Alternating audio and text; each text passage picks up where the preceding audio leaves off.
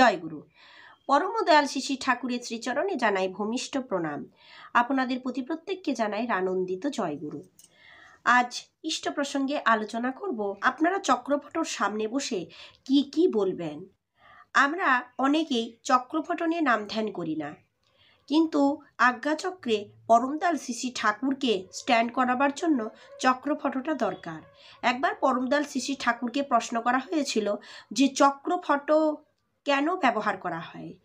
শ্রী ঠাকুর বলেছেন ওটা internal push, বাইরে থেকে ধাক্কা দেওয়ার জন্য। তো যাই হোক, আজকে চক্রফট সম্পর্কে কিছু আলোচনা করব। এটা আমার কথা নয়। চক্রফটর সামনে আপনারা কি কি বলবেন, চক্রফটর চক্রফট কেন ব্যবহার করবেন, তো এই নিয়ে আজকের আলোচনা। অবশ্যই আপনারা পুরো আলোচনাটা শুনুন। কি বললেন পূজনীয় অবিন্দা। ঠাকুরকে নিয়ে জীবনে চলার পথে আমাদের প্রত্যেকেরই তার সাথে কিছু না কিছু গল্প আছে। আমরা গুরু ভাইদের কাছে সেই গল্পের কথা বলতে পারি, তাদের ঘরে যেতে পারি, আড্ডা দিতে পারি, তাদের সঙ্গে বসে চা খেতে পারি। আর এইভাবে সহজ হয়ে উঠবে আমাদের আগামী দিনের সমস্ত কাজ। আগামী দিনের সমস্ত কাজ অর্থে ডিপি ওয়ার্কের যে কাজ এখন চালু হয়েছে, আর এই ডিপি ওয়ার্কের কাজটাকে এগিয়ে নেওয়ার জন্য আমাদের গুরু ভাইদের আড্ডা দেওয়াটা খুবই দরকার। ঠাকুরের প্রসঙ্গ নিয়ে আলোচনা, যাজন কথা, কতটা এগোলো, কতটা এখনো এগোয়নি, কোথায় কাজটা হবে। তো ডিপি ওয়ার্কের এই কাজটা যাতে চলতে থাকে, রানিং কন্ডিশনে থাকে, সেটা আমাদের প্রত্যেকেরই চেষ্টা করা উচিত। আমার ঠাকুরদার লেখা একটি গানে আছে, পূজনীয় অবিন্দা এই কথাগুলো বলছেন, সময় ফুরায়ে গেলে সকলে যে যাই চলে, কিছুতেই পিছু পানে চাহে না তো আর। বাস্তবে কি তাই? আমরা যাদের আপন বলে মনে করি, এই পৃথিবীর সময় শেষ হলে তারা কেউই আমাদের জন্য থাকেন না, কিন্তু আমার ঠাকুর আমার মধ্যে বাস করেন। তাই আমি আর আমার ঠাকুর দুজনে সব সময় থাকি, এমনকি মৃত্যুর পরেও আমরা তার সাথেই মিলিত হই। তাই আমাদের যার যা কিছু আছে সেই সমস্ত কিছু নিয়েই আমরা ঠাকুরকেই ভালোবাসবো। ঠাকুরকে গভীরভাবে ভালোবাসলে আমরা পরিচিত অপরিচিত সবাইকেই ভালোবাসতে পারবো, কারণ আমার মধ্যে যেমন তিনি আছেন তেমনি সবার মধ্যেই আছেন। আর গভীর ভালোবাসায় কথা না বলেই একে অন্যকে বুঝতে পারা যায়। আপনারা যে যেখানে যেভাবে আছেন, নিজের নিজের সাধ্য ও বোধ অনুসারে আচার্য নির্দেশ মেনে ঠাকুরের কাজ করবেন। এক্ষেত্রে আপনার বিচার ও বুদ্ধি শেষ কথা। দীক্ষার সময় আমাদের সবাইকে নাম ধ্যান শেখানো হয়েছিল। প্রতিদিন অন্তত 5 মিনিটের অভ্যাস করতেই পারি।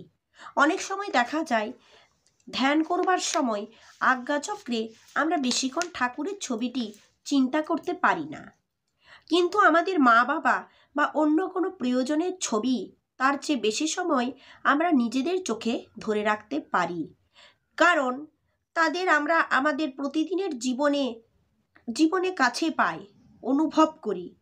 তাই এখন থেকে নাম ধ্যান করার সময় আমরা ঠাকুরের চক্র ছবিটি নিয়ে বসবো এবং ঠাকুরের সঙ্গে নিজেদের সুখ দুঃখের কথা, আনন্দের কথা বলবো। হ্যাঁ, তাই চক্র ছবিটির সামনে আমরা পরমদয়াল শ্রী ঠাকুরের বীজমন্ত্র জপ করব এবং আমার সুখ দুঃখের কথা আমি তাকে জানাবো।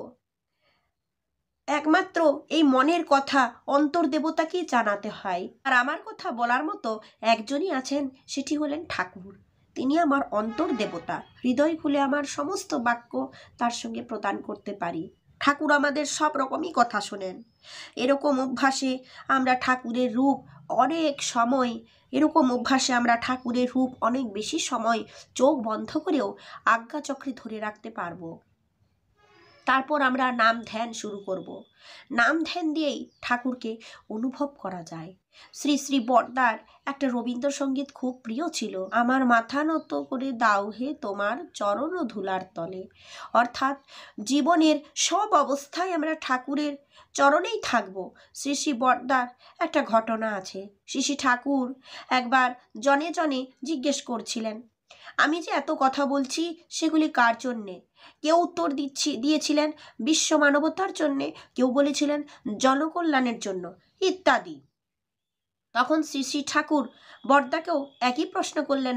বড়দা বললেন আমার জন্য। ঠাকুর কোনো নির্দিষ্ট ব্যক্তির জন্য আলাদা করে কোনো কিছু বলেননি। তার প্রত্যেকটি কথাই আমার জন্য। আমরা কেউই কাউকে পুরোপুরি পাল্টে দিতে পারি না, এমনকি নিজের সন্তানকেও না, কিন্তু নিজের ভুলের গায়ে নিজে হাত দিতে পারি, নিজেকে সংশোধন করতে পারি। আমরা প্রত্যেকে যদি নিজেকে সংশোধন করি তাহলে একদিন আমরা গোটা দুনিয়াটাকে পাল্টে দিতে পারি। আরেকটি কথা, আপনারা সবাই নিজেদের সুবিধা মতো বছরে একবার দেওঘর যাবেন। বাতাস সর্বত্র প্রবাহিত, আমরা প্রতি মুহূর্তে শ্বাস প্রশ্বাস গ্রহণ করছি, কিন্তু গরমকালে হাওয়া অনুভব করবার জন্য আমরা যেমন ফ্যান চালাই, তেমনি ঈশ্বর সর্বত্র বিরাজিত, তিনি আমাদের প্রত্যেকের হৃদয়ে আছেন। কিন্তু মাঝে মাঝে তাকে অনুভব করবার জন্য আমরা মন্দিরে যাই।